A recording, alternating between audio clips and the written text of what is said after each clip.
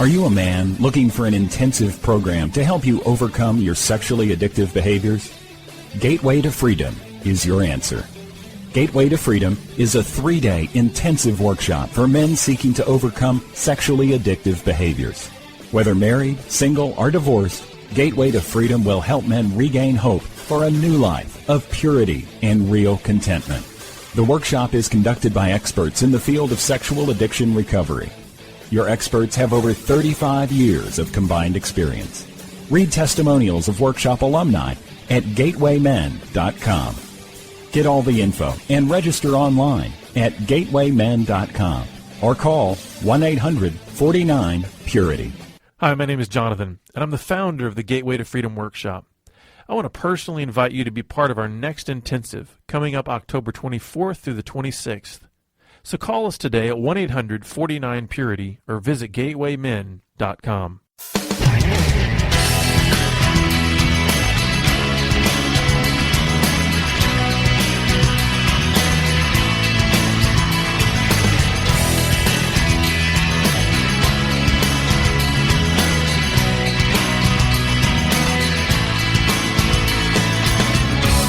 Welcome to Pure Sex Radio, training men, educating women.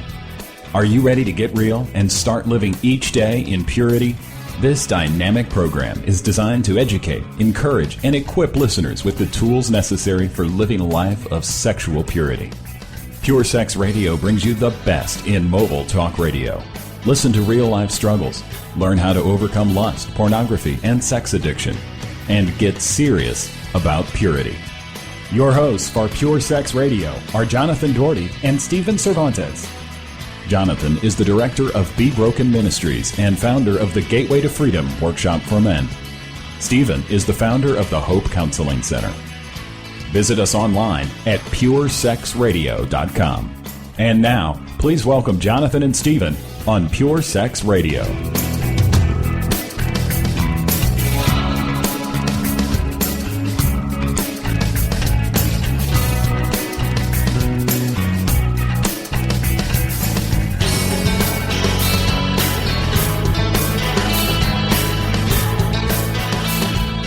Good day, radio listeners. Welcome to this week's edition of the Pure Sex Radio broadcast. We're glad to have you here with us.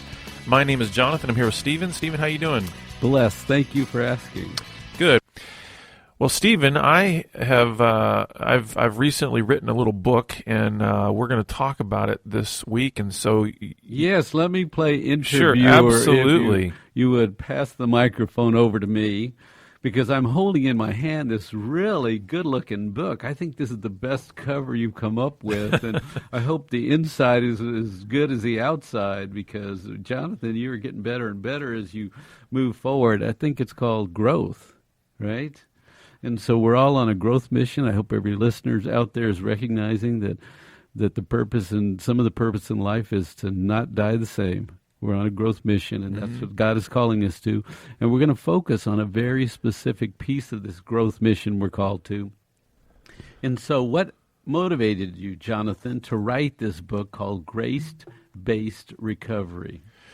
Well, it's interesting. I mean, I've been doing this ministry full-time for over 10 years, and so that's been enough time to start to see certain patterns emerge in guys in more of a long-term timeline of recovery. So it's different from seeing a guy in, let's say, a 12 to 18 month cycle. You're able to start seeing guys over years. Yes. And what does this recovery look like? And I think sometimes what I've seen is that there's a lot of recovery programs out there that are very behavioral focused. And the way I would put that is they're interested in how a guy is performing in recovery. So there's a performance-based approach, meaning we've got to get these guys to behave differently. So if a guy's addicted to drugs, if he's addicted to alcohol, if he's addicted to sex or porn or food or whatever, the primary objective of a lot of recovery programs is to change those behaviors, get them cleaned up from not acting out in those ways. The struggle that I've seen with the performance-based approach or those that focus so heavily on the behavioral is that the underlying factors that ultimately are driving the addictive compulsions never really get addressed head on.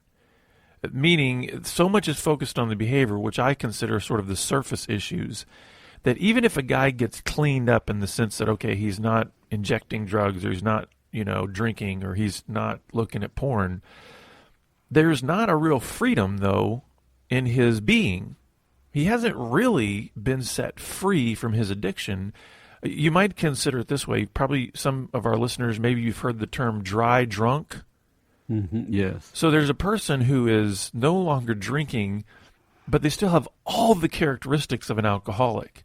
And we've seen that as we've come alongside a lot of guys in recovery, there's guys that they may no longer be looking at porn or seeing prostitutes, but fundamentally their characteristics are just the same as when they were in addiction.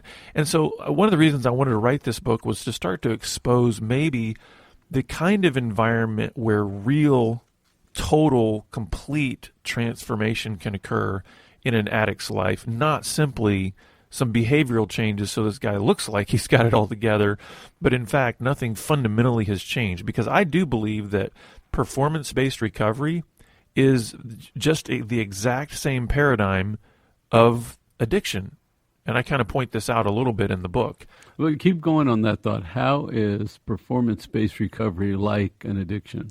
Well, if you think about it, addiction teaches a person to perform a certain way, meaning there's a lot of image building that goes on in addiction in order to try to keep a job or a reputation or whatever else. So this person learns to perform in certain environments in a certain way to either hide or cover up or at least mitigate some of the consequences of their addictive behavior. That's performance-based. That's saying, and a lot of times the shame that's associated with that, an addict is saying, my value is based on how I perform. So if they're acting out, they feel horrible about themselves, but then they go and perform at church and they look great in school or whatever else. And so they're still very much entrenched in a performance-based mentality towards their own worth, their own work or whatever. And then so shift that. Now this addict goes and enters recovery.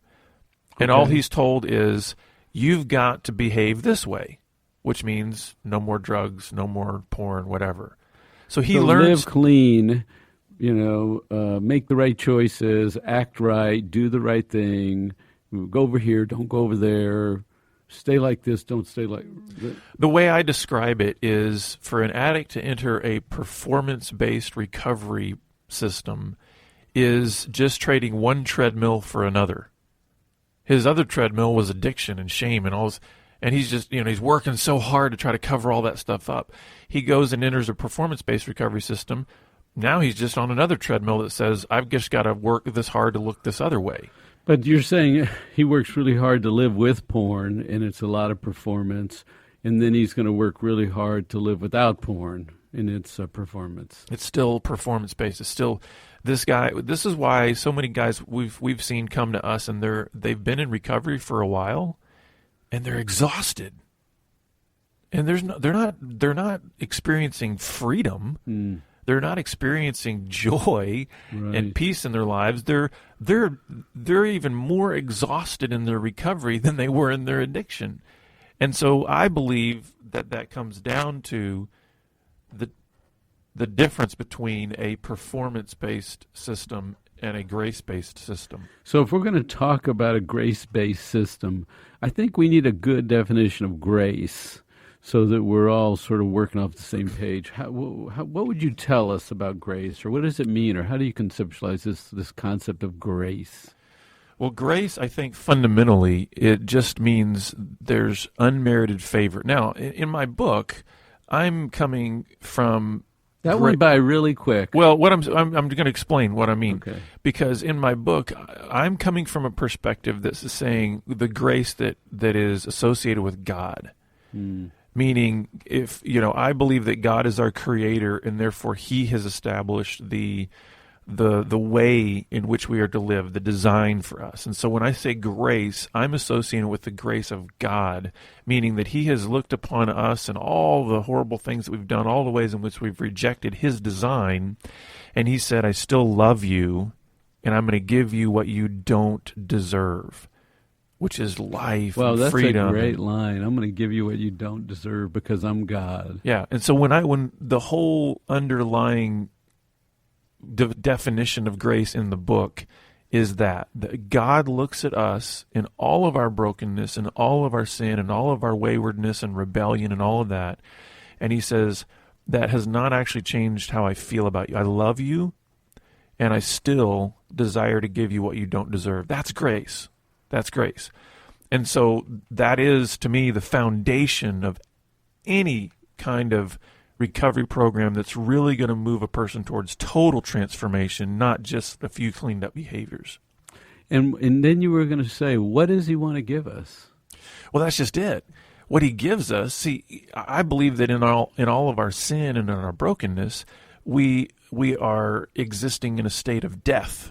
Meaning all that does is it leads us to death. And any addict knows exactly what I'm talking about. Anybody out there that's drowning in addiction, you know what I'm talking about. The more you pursue the life outside of the design that God has for you, the more you pursue these compulsions, it just leads to desperation, death. Loneliness, brokenness, hiding, all the aspects of emotional death. And so what God wants to give us and what he has given us in Christ is life.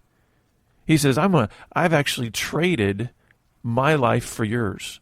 Meaning, his son... But define life. What does that mean? I'm breathing. What are you saying? I'm alive. I'm eating. What do you mean I'm getting life? Yeah, this is so much more than just like, what does the he blood in our veins. It's like, it's the very life of our Creator in us.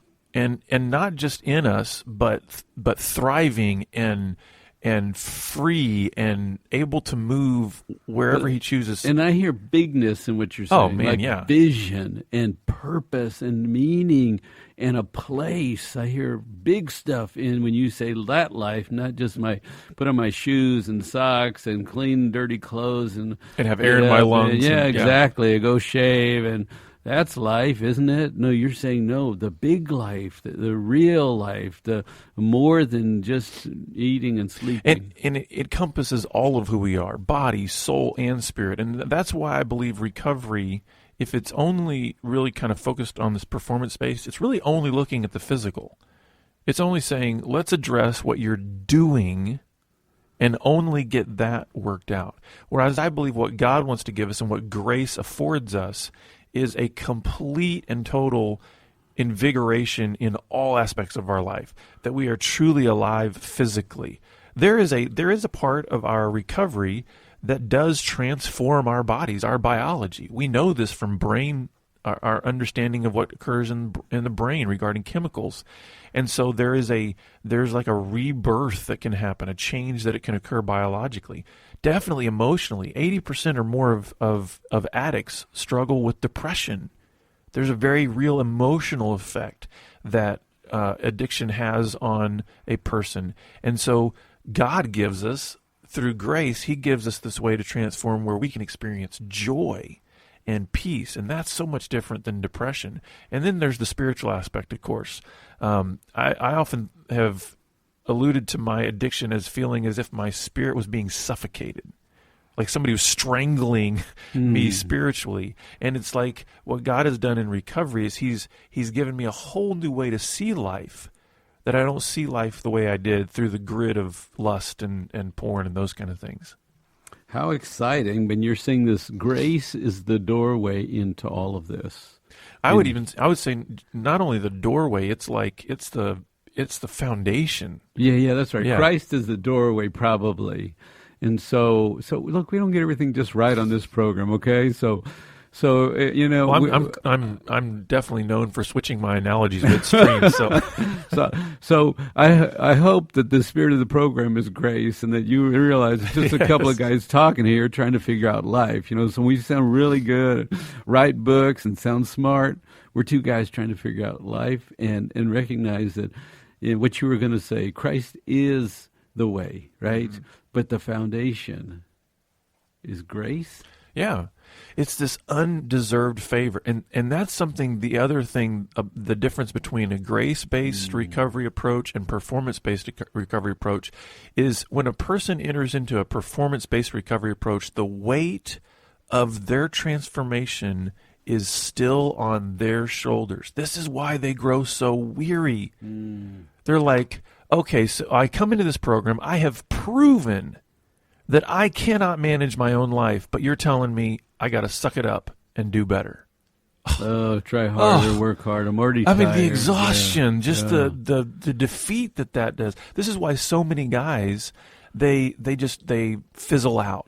Oh, that's why they come to group and then leave, right? Because they're going to go, I've got to work this hard for this long. Well, forget it. But they don't understand. Whereas a grace-based approach, a guy comes in and this environment that's grace-based says, you are welcome here always, in all of your brokenness, in all of your shame, in all of the stuff that you've done, and we're going to start showing you that your value is not based on what you do or do not do. And when you start understanding that, all of these scales, all of this weight can start to fall off of you, because you realize the engine for your transformation is not you.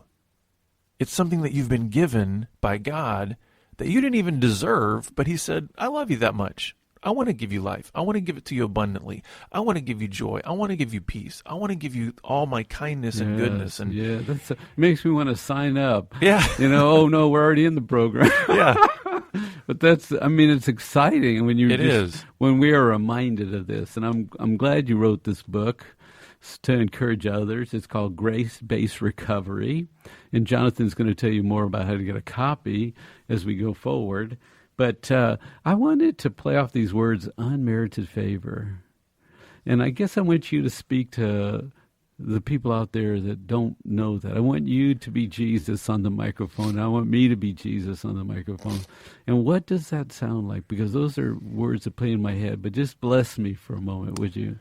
Well, I'll tell you, it's the idea of unmerited. It's not a term we use a lot. Another way you could think of it is undeserved. That's something we maybe understand a little bit better.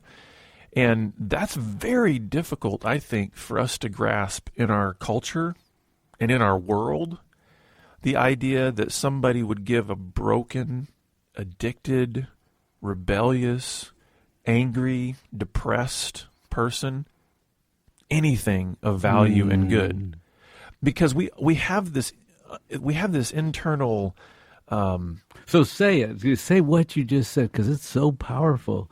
Say, even though I know this, speak like Jesus would speak to that guy right now. What would you say? Even though right you now, are. Right now, I'm envisioning every single listener that's out there that is currently just struggling with some sort of out of control behavior, whatever it is. I don't care if it's lustful or not. And this is what I believe our Savior would say to you. You're worthy of love. You are lovable. You don't have to do anything. You're worthy. You don't have to. You don't even have to change right now.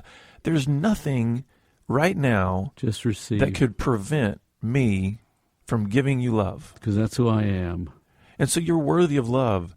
You know what? You're also worthy of respect. I want to love you. I do love you. You are a human being that's made in the image of your Creator. And because of that, you are made in His image. You are worthy of honor and respect and dignity. So much more than your little acts of fumbling around. There's nothing that you have done that makes God turn His back on you. Nothing. He loves. That's who He is. And He goes, yeah, you made a mess. Yeah, I see your mess, but I still am who I am. I still love you.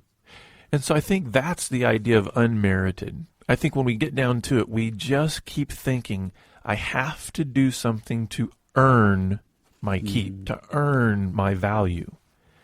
And God is saying, there's nothing you could do to earn your value, because I gave it to you before you were born. Your value was placed on you before you were even a twinkle in your parents' eyes. You are worthy of love and respect and honor. Just receive that, listeners. That's so powerful. You are worthy in your Father's eyes. You are found worthy today. You're deemed worthy. You are. Nothing you do makes you more worthy or less worthy, because you are His sons and daughters. And Stephen, this is one of the reasons why in the book I actually make the point that grace-based recovery is not easy. And what I mean by that is because we have just this, so much of this human internal drive to say, I have to earn. Yes. I have to earn my way. Yes. That it's so hard to actually receive grace. But your spirit hungers for it. Yeah. Your spirit says, that's what I want. That's right. That's truth. That's dine there. But I hope what's happened just even over these last couple minutes is, if listeners, if you have allowed some of this just to enter your spirit, just let it rattle around in your mind, that you are worthy of love and respect and honor and dignity, not because of anything you've done, but because your Creator says you're worthy of that. What might happen if that starts to sink into your being? It's a very hard thing, because, I mean, I've been on this journey for over 14 years. And I have to be totally honest with you, Stephen, it's probably only been over the last 5 years that I have really, really felt free, in the sense of having felt like grace has so permeated my being that I have fully embraced it. And so all I'm saying, and I don't want to freak out the listeners, but all I'm saying is grace is not as easy to receive as you might think. But then wouldn't you also be a little gentle on those that can only do the behavioral Oh, things absolutely. right now? It's like, I don't get this grace thing. I can't feel it, but I can do the right thing today. Yeah. I'm sort of numb, but I can do the right thing today. I have pain, but I can do the right thing today. Mm-hmm. Right? Isn't that actually the course? Well, maybe not, but it's one of the courses, right? Sometimes you can just take this in. It's like a miraculous healing.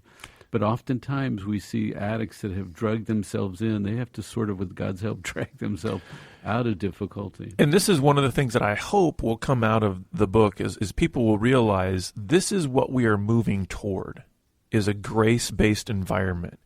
Listen, we all start at a place where if you've been going and sleeping with prostitutes, stop.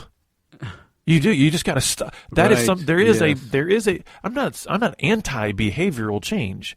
I'm just saying sometimes we only focus on that component, and that's not deep enough. That's not the real transformation. No, but do the behavioral. So absolutely, I hope there's no listeners out there that are feeling like we are shaming anybody that's just saying, I got to make some changes. That's great. You've got to make some changes. But we hope what's happening is maybe we'll breathe some fresh inspiration into your recovery that's saying, you know what, I feel like I've kind of been on a treadmill even in my recovery. And we want to help you understand that God's grace wants to free you from that just exhaustion that you're feeling. And in as recovery. I'm thinking about this, it's like being good is okay, but being with God is really the program. Mm-hmm. And so it's okay to be good. Go try to be good. Work on being good, right? But it's only so satisfying. It's not the richness or the depth of the gift of God of grace. Mm-hmm. So you want to talk about what grace is in this recovery process? Sure. I would just say, just so you kind of know how the book is broken down, it's short. And honestly, it's really, I wrote it sort of as an ebook, and we have some print copies of it too, but it's a short little book. And so it's just broken down into kind of an introduction, and then what grace-based recovery is, what grace-based recovery is not, why grace is the best environment for recovery, and then where do you go from here? Like, what are some principles that you would then take to begin living in this grace-based environment? One of the things I want to point out about what grace-based recovery is that grace-based recovery always leaves the door open. You know, I've heard some horror stories of some recovery programs where there's kind of a 3 strikes you're out policy and some of these kind of things. And I just cringe sometimes when I hear that, because I think, oh my goodness, what kind of message are you communicating to this guy? You're still communicating that your value is based on what you do. And I know it's hard. I mean, when a guy is struggling and he keeps slipping and falling, and even in his recovery, and sometimes we lose patience with those guys that come in, week out, and it's like, yeah, I failed just as much as I did the previous week. And we just go, oh, it's so hard, because there's a part of us in our humanity that wants to just cut this person off and say, I'm done with you. Right. But I love the fact that God doesn't treat us that way. God doesn't cut us off. He doesn't say, I'm done with you. In fact, he leaves the 99 to go seek the one wandering sheep. So he keeps coming after us. And I think that's what we need to have too. And also, I believe one of the reasons that we need to never shut the door on a guy in recovery is because it's inside the group that he's going to get the help he needs. If we keep shoving him out into the cold, it's like he's just going to get worse out there. And so the more grace is saying you are always welcome here in all of your brokenness, in all of your failure. It doesn't matter if you've failed 1,000 times. We want to help you get up again and try again. There's something really warm about grace, isn't it? It's invitational. Come in from the outside and come into the warmth of this group. That's good, Jonathan. I also want to share with you just one thing about what grace-based recovery is not. I did share with you, that it's not easy. But I also want people to know that grace-based recovery does not say it's okay to keep acting out. Sometimes when I've tried to explain, grace-based recovery to people, they go, "Oh man, that's just an excuse for people that aren't strong enough, to change, to just keep doing their stupid stuff." No. The Bible actually tells us in Titus 2 that it's the grace of God that teaches us to say no to ungodliness and worldly passions. It's not rules. It's not performance. It's not having a bunch of check boxes that actually changes us and teaches us to say no. Mm-hmm. It's grace. So when you start bringing a person into a grace-based environment, it feels counterintuitive because you think, okay, if we've got this invitational spirit, this person is welcome here no matter how much they've failed, no matter how far they've fallen, you would almost think, wouldn't that just encourage more falling? But I like the way you put it. It's warm. Mm. There's something that starts to attach to your spirit and your soul that's what you've wanted. You've wanted to belong. You've wanted to know that your worth isn't based on what you do. And as that happens, as you start to kind of let that thaw out your hardened heart, you start to realize, because I'm loved, not based on what I do, I'm now free to do what I was made to do. It's like once we start embracing the grace of God, we start learning what it is to live the way we were designed. And so you start realizing, I don't actually want to go back to all that crap and all that junk and all that darkness and everything.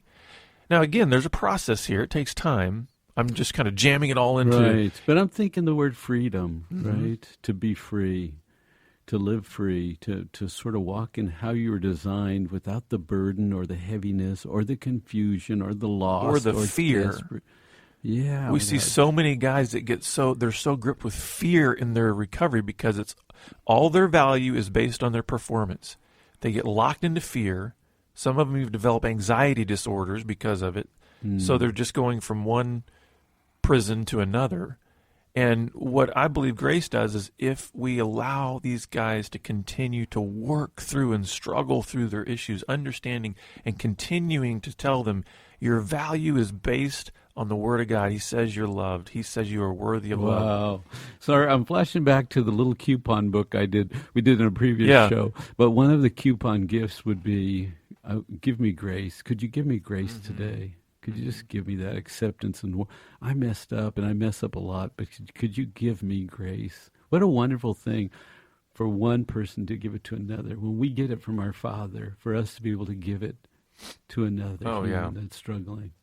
Well, we've got just a few seconds left here, and I did want to share, in the last chapter, there's these 7 principles that kind of help you understand, well, how do you engage this grace-based recovery?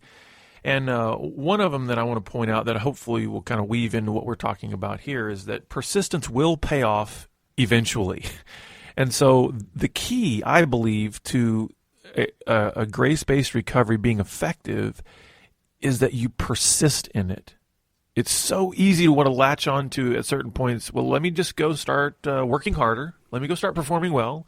Let me go start checking the boxes. And it's like, no, let the grace of God continue to wash over you. And as that happens, there will be this sort of organic birth of life in you that is not bound by your addiction any longer. So, and isn't there a little performance in that I have to go to my Father and I have to go to church and I have to go to men? There's a little work involved, but it's like going to the place of rest or nurturing. It's that kind of. It's more about just opening yourself up to that, and that's the hard part. Is just opening yourself up to that community and that grace. Yes. Well, folks, if you want to get a copy of the book, you can go to pureliferesources.com. Again, that's pureliferesources.com. or you can just call us here at the ministry at 1-800-49-PURITY. We look forward to having you back here again next week on the Pure Sex Radio broadcast. Pure Sex Radio is paid for by Be Broken Ministries. Visit us online at puresexradio.com.